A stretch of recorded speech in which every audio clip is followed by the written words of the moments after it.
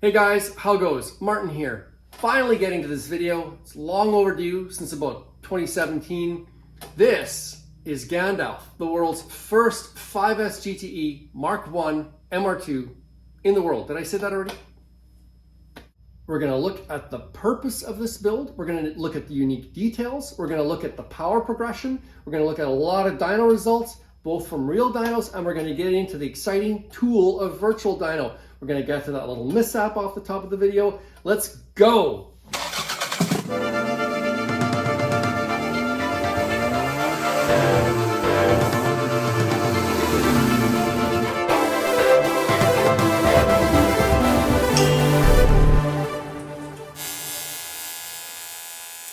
Everything about this build has been optimized for the broadest torque range possible, earliest spool. We want that power to go right through the red line.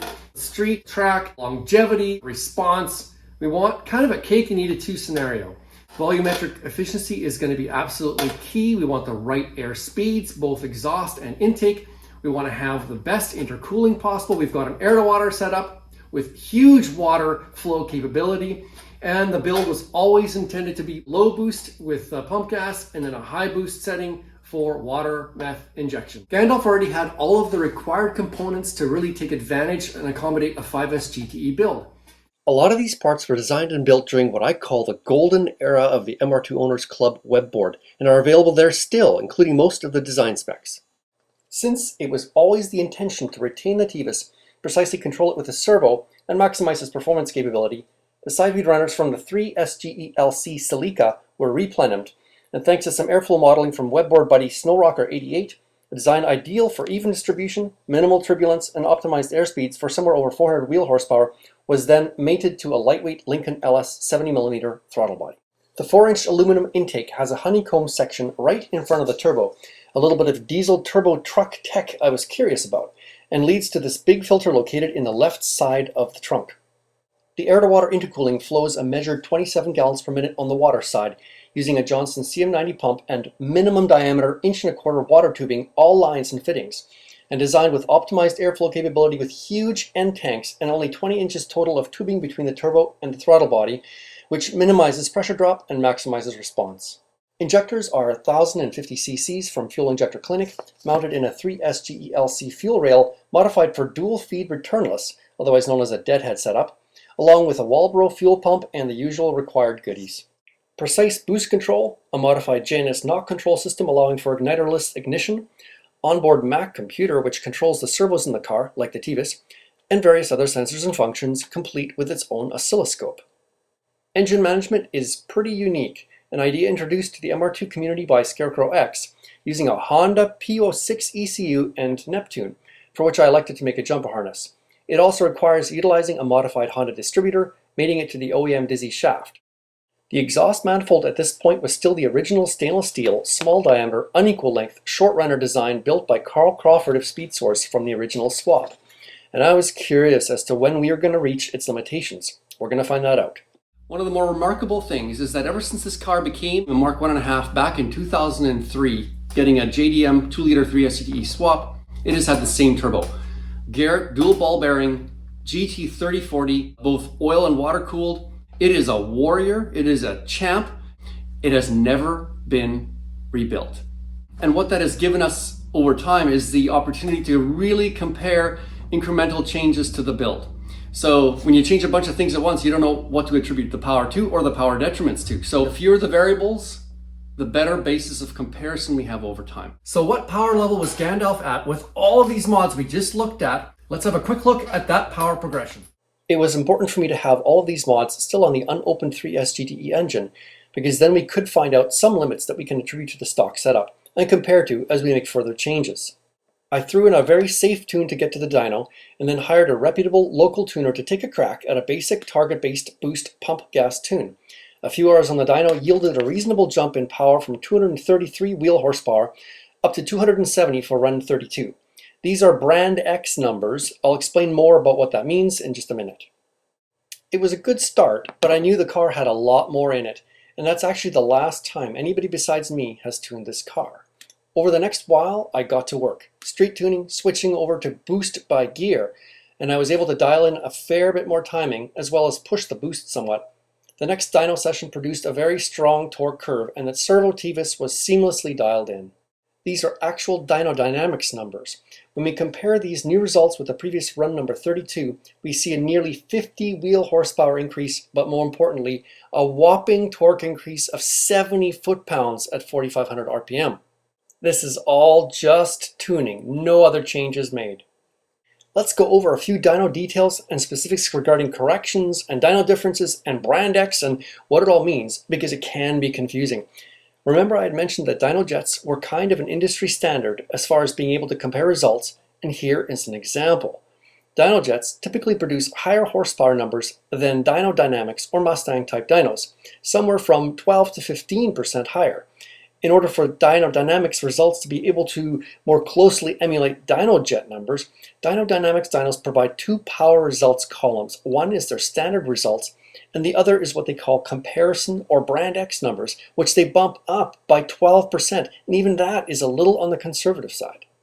Now, I'm not sure if it's the same for all Dyno Dynamics dynos, but this particular one, according to the owner, does not produce a brand X torque column, which is unfortunate and tedious. We have to calculate that ourselves. Results in brand X or dyno jet-ish numbers are 317 wheel horsepower, 284 foot-pounds of torque. Regarding corrections, I do believe in atmospheric corrections that help equalize the playing field, so to speak. So most of my results will include such corrections, but I do also provide uncorrected results. Temperature and altitude can have some substantial influence. We are at sea level here, so pressure won't have much effect, but on a cold day like this dyno session we are looking at, the correction will punch out a multiplier that subtracts power accordingly. Hence, the uncorrected numbers in this case are even higher, 334 wheel horsepower and 300 foot-pounds of wheel torque. But like I said, I prefer corrected numbers. The only time I skip correction factors would be if the temperature were very close to reference temperature, which is 77 degrees Fahrenheit, in which case the corrections will be very little anyway. So to summarize these results, the boost by gear made for a much more aggressive torque curve. To gauge how fast the car is spooling, I look at the point that the torque curve crosses 200 foot-pounds in Dynojet or brand X numbers. In the case of Dyno Dynamics, it will happen at 178 foot-pounds of torque. That's given the 12% increase. We can see that with the servo-TVIS now dialed in to accommodate the new tuning, that this is occurring at 3,600 RPM. I plotted in manually here the run number 32 target-based boost curve for comparison. Okay, let's be clear though, this is way too much boost to be running on the street. I know I'm really pushing it. I'm ramping up the boost though at the very end of the RPM range, staying away from the meat of the torque, and we can get away with it just because it is a controlled environment. But we are literally at the very edge of knock throughout the entire RPM range. In case anyone is curious as to what happens when I lock the servo-TVIS closed, the car falls flat on its face. At this point in the car's power development, the optimal point for the servo-TVIS to begin opening is about 3,600 RPM, but that can change as the car's volumetric efficiency increases. Around this time, I stumbled across Brad Barnhill's Virtual Dyno. It really deserves a video all to its own. Results compared to Dyno Dynamics, Dyno Jet, Mustang, other real dynos. But the name Virtual Dyno is actually misleading. Just for the sake of clarity, for now, I'm going to refer to Dyno Jet, Dyno Dynamics, Mustang, dynos, any other dyno that basically you go to a shop for as real dynos. But there's really nothing less real about Virtual Dyno. All it's doing is it's changing the location of the measuring equipment from offboard to onboard. Real dynos eliminate some variables like wind and aerodynamic drag, and then measure what you are able to put down onto the rollers for power. Then they take that data and they punch it through a bunch of algorithms. Each dyno actually does that in a different way. Dyno jets, for example, derive the results from some motorcycle testing. Nevertheless, it's become an industry standard for comparability. What's cool about Virtual Dyno is that you can select which kind of dyno you want to emulate in your results. I do try and compare most of my results with what Dynojet results would be like. Just like real dynos, it is dependent on good contact between your tires and the surface and your clutch not slipping. Eliminate variables. You always want to be on a flat road, and if you can accelerate in both directions, that will help with results. So real dynos are deriving the numbers from your wheel speed on the rollers. What Virtual Dyno does is that it takes your rate of RPM rise and your exact gear ratio and the exact gear you're in to determine your power. Virtual Dyno can utilize the data logs from a huge list of engine management systems. All it requires is data logging and a CSV file. I don't know about you, but whenever I'm driving, I'm data logging. So even if I don't have the laptop with me, it's automatically data logging on board the ECU via Neptune and the Daemon. So when I discovered Virtual Dyno, I was able to go back and look at hundreds, if not thousands of accelerations, turn the useful ones into CSV files, which would punch out dyno results. What's really cool is I was able to go back and look at my drives on the way to my dyno sessions and on the way back from my dyno sessions and compare to see what the Virtual Dyno says I was doing going there and coming back and seeing how it all plays out. All that really matters is, are the results comparable and can we use them going forward? We're gonna find out. For Gandalf, the first two gears are utterly useless because they are spinning. I've got them detuned, I've got the lowest boost possible.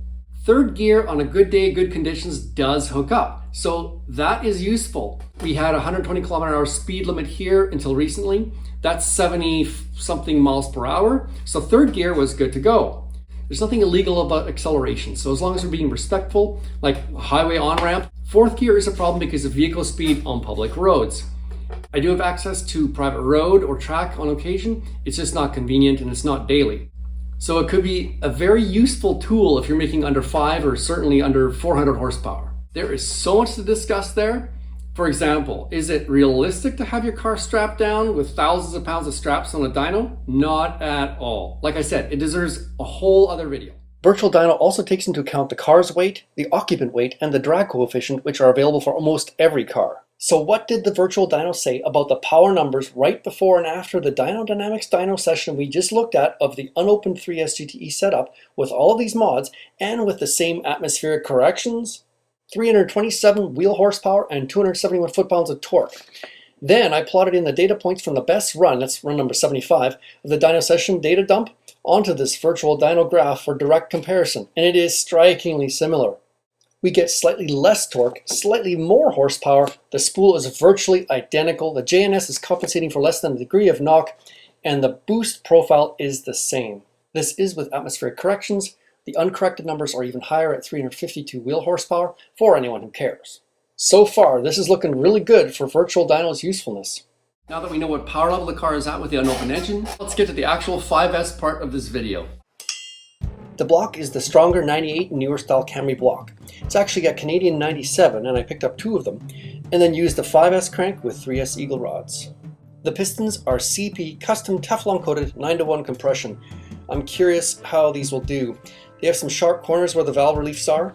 Using this standard 5S CP piston to show you what I mean, I'm a bit leery of sharp corners in a combustion chamber because somewhere in my imagination I see them act like lightning rods for detonation. Whereas if we look at the Wiseco version, we can see no such corners exist. Guess we're gonna find out, aren't we? 5S oil pump with all the 3S gears. 3S water pump. We are using the outlet coming out of the bottom of it to supply our turbo. Normally that goes to the OEM oil cooler. Oil supply for the turbo comes off the back of the block. 3S dipstick. 5S coolant piping. And we are going with a thinner custom ATS 0.9mm 5S GTE head gasket, which should give us a final compression ratio of around 9.5 to 1. The oil pan is a hybrid 3S 5S combo with hinged baffles welded in, which worked really well. But I don't really recommend it because the layers of the metal really soak up the oil and it's super hard to clean, a pain to weld. The head is a shimless bucket conversion with a pair of identical 3S GE cams. Remember not to forget the washer spacer behind the timing idler. The timing tensioner bolts are replaced with studs, that makes it easier. Custom stud for the Bosch flat knock sensor. ATS adjustable cam gears, straight up for now. I'm not sure we're going to need them though, knowing the overlap on these cams. This is a custom oil adapter stud for a remote cooler setup, and I like to prime the oil pump before the timing belt installation. The lower timing cover is slightly modified to accommodate the 5S main pulley, which is lighter than the 3S one, and machined down for even further weight reduction. The alternator is the larger 100 amp 3S version, modified by Ohio Generator to output 192 peak amps. I have had this Zackley clear cam gear cover kicking around for years. It didn't fit, but I made this 3/8 inch spacer for it, and then it did.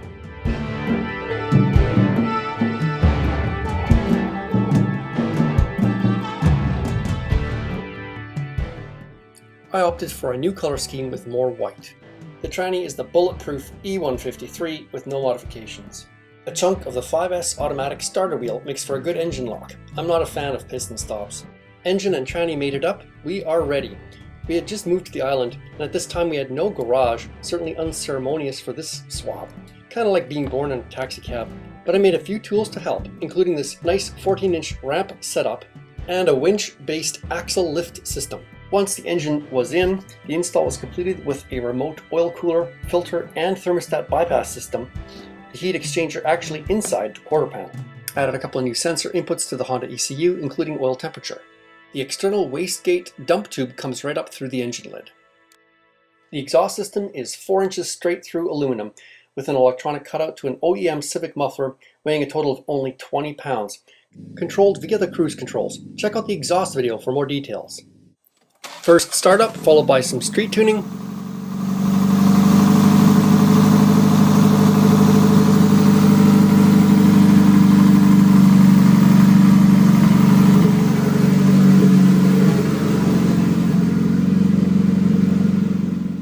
And back to the dyno for more tuning.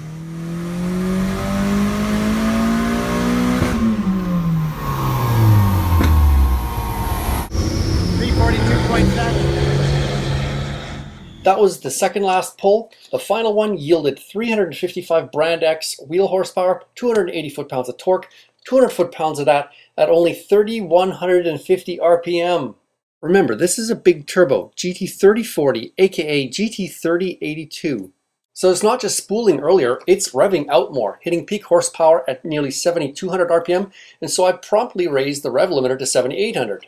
I manually calculated the brand X torque numbers from the data dump and plotted them in to give us the accompanying brand X torque curve. Atmospheric correction was 0.99, so uncorrected numbers would be just a hair higher. So what does the Virtual Dyno have to say about those results? The graphs aren't the prettiest since there are road inconsistencies on the way to and from the dyno session, but they corroborate the overall numbers well. Look at where the torque numbers end up, 275 to 292 foot-pounds to the wheels, which matches nicely, and the wheel horsepower ranges from 331 to 349, which makes sense since the hottest maps were tuned on the dyno and dialed back for the street. Note also that atmospheric corrections are applied and uncorrected numbers would be just a hair higher for all the graphs.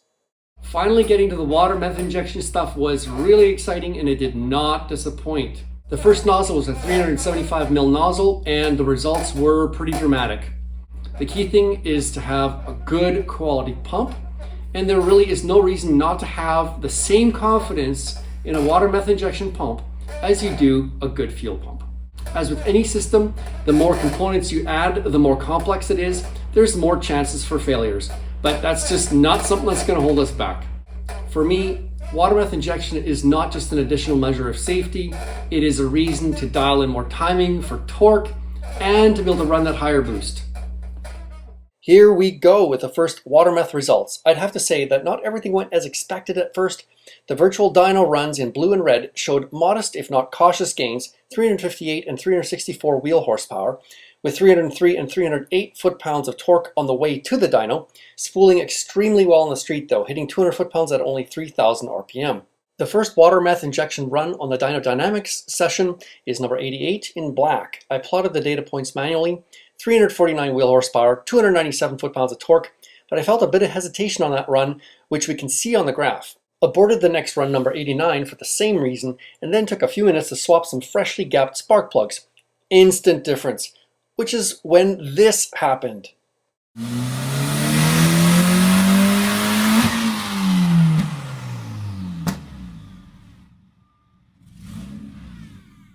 If we look at the Dyno Dynamics graph, we can see run number 90 is a much smoother run with the new plugs, hitting 364 wheel horsepower already by 6,100 RPMs, 324 foot-pounds of torque before I had to let off.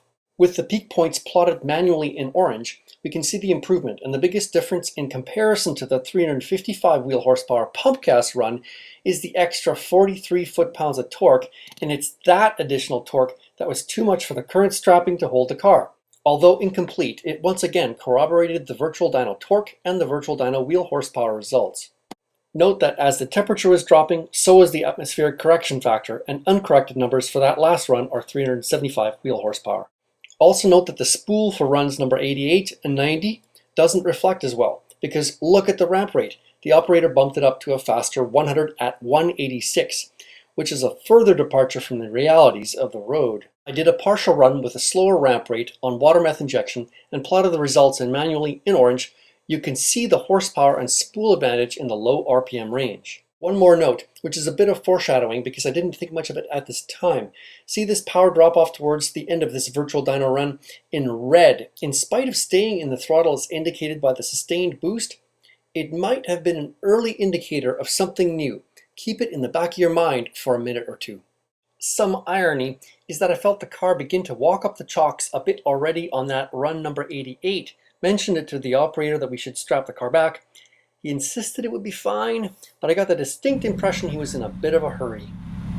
Running out of time. Snow's coming. In his defense though, the weather was setting in and all I wanted was just one clean run. Well, there was an additional repercussion to all that, because as the car climbed over the chocks, the straps slammed one of my rear brake ducts into the alternator belt, as you can hear by that odd whining sound at the end of this clip. That was the end of that session and the season weather-wise. A few minor repairs and back in business. Well, back at more mods, of course. More is always better, right? So I installed a 625mm nozzle, and the subsequent 3 or so dyno sessions were disappointing, frustrating, because I was losing a cylinder above 6,000 RPMs. Like, it was just gone. The car would fall flat on its face no matter what I tried. I didn't know at first whether it had anything to do with the nozzle or not. I wasn't sure whether it was an injector, whether it was some wiring. I didn't know if it was electrical, so I really had to kind of solve that. One of the ways was to install some EGT sensors. Every runner got an exhaust gas temperature sensor, and hopefully that would help. And it did. EGT sensors revealed that cylinder number 1 spark was consistently getting blown out, likely a combination of two things. The location and angle of the water-meth injection nozzle and the shape of the intake manifold was collecting the water droplets in the far end of the intake manifold, ending up snuffing out the last cylinder on the end.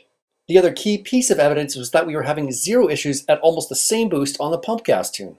Like I had alluded to earlier, it might have actually happened earlier even on the smaller nozzle. It wasn't acting up on the road very often, but would really show up on the dyno with a vengeance, which was infuriating. And that's one thing that the Dyno Dynamics dyno is really good at, is putting the car in uncomfortable parts of the map where it normally doesn't spend any time on the road. Anyways, we had our smoking gun. I changed the nozzle angle, indexed the spark plug system case, and that high RPM blowout issue was gone. That small diameter, short runner exhaust manifold proved fantastic for spool. But on that 355 wheel horsepower run, it was exceeding 1700 degrees for EGTs in cylinder number 3. That's about 200 degrees hotter than cylinders number 1 and 4. And although we weren't seeing any limitations on the top end of the power band, it was time to go for a more capable exhaust manifold, something a little safer, more even temperatures, equal length, more top end potential, perhaps giving up a bit of spool. But maybe we can make that back with some aggressive timing and tuning on the water-meth injection and boost by gear. And here it is. It took a week of careful planning, measuring, and finally welding it up. The new exhaust manifold looks massive by comparison. The old one is 1-inch stainless tubing. The new one is Sked 10 316 stainless steel, 1.9 inches outside diameter, 1.682 inches or 45 millimeters inside diameter, equal length, and is made to fit in the smaller Mark 1 engine bay, and it just fits. With the cylinder number 3 runner looming over the valve cover a bit, using the available room there. I was aiming for a similar torque peak of around 5300 RPM, which would require the frontal square area of the tubing to be at 2 inches. These runners are just a bit bigger at 2.2 square inches, so I'm curious about overall effect on spool, but we should certainly see top end gains. Also went with a brand new wastegate dump tube setup. The previous one poking out of the hood was really cool, but proved a bit messy, spitting moisture out up there. The new one is 2¼ inches, 304 stainless, routed down, exiting under the car. It's hard to explain just what a tight fit this all is.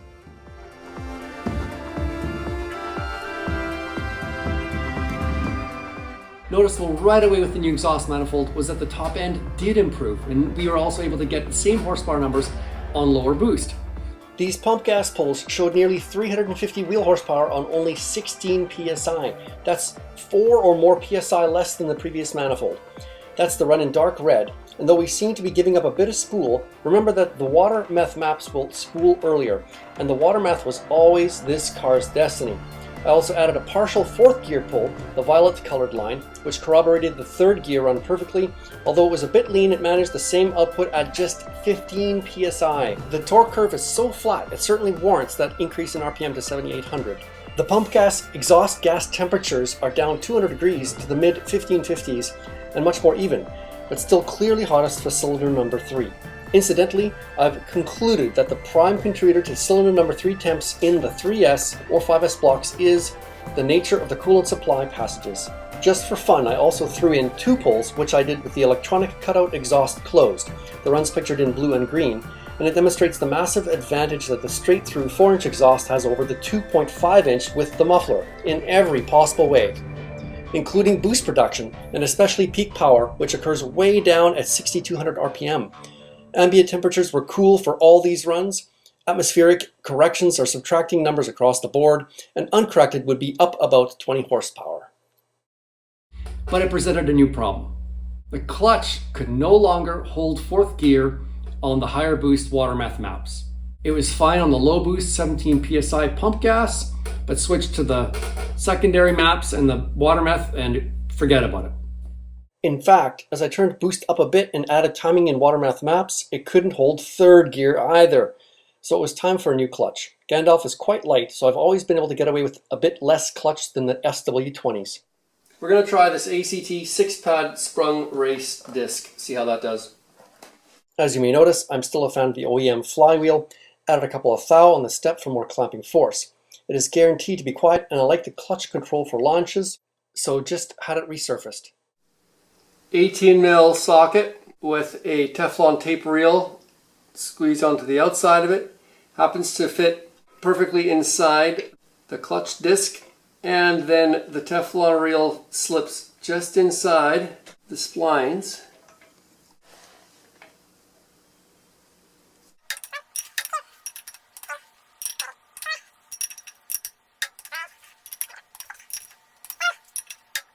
That should be it.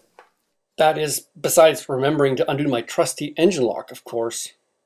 So did the new clutch hold? What did we see on the water-meth maps? The clutch is holding, and Gandalf is well into the 400 wheel horsepower range. Runs from this past summer are pushing 460 wheel horsepower and 370 foot-pounds of torque. Boost is still fairly low. The spool is back under 3,200 RPM, and that's in 3rd gear. It should spool even quicker in 4th. Atmospheric corrections are applied, and uncorrected numbers add another 20 wheel horsepower on top for anyone who cares. There are a couple of things I want to take care of before we get back to the real dyno, of course, for some independent verification. I'll explain the upcoming goals for the year in just a second, but this is essentially what the car has been at for the last couple of years. For the true blue nerds like me, who might ask, what is the TVIS range now? It begins opening at 3,500 RPM and is set to be fully opened by 4,000. And the adjustable cam gears are still straight up. I had to do a hard thing. I had to be patient. I had to simply enjoy the car. I had so much to get to. I had to build this whole garage shop. Check out the recent crib video if you get a chance. Now that it's all done, we can get back to more modding. There's a lot planned for this year. There are more water-meth mods and refinements coming. I get a bit of spark blowout below 3,000 RPM, mostly in 4th gear, which I really want to solve because it's why some of those 450 wheel horsepower runs begin only at 3,000 RPM. I really want to see just how well this car can spool in 4th gear on water-meth. We are injecting water-meth right at boost onset to take advantage of the additional timing. So we're going to devise something perhaps sequential with additional water-meth nozzles. Other plans for the year are some major aerodynamic updates and a bunch of cool new tools. Thanks for watching. Please like and subscribe.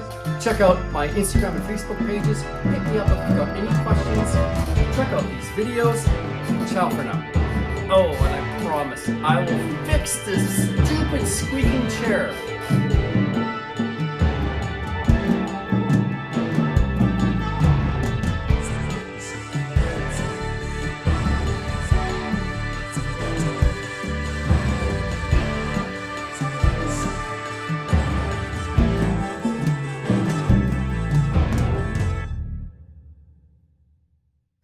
We're going to go over all the details of this unique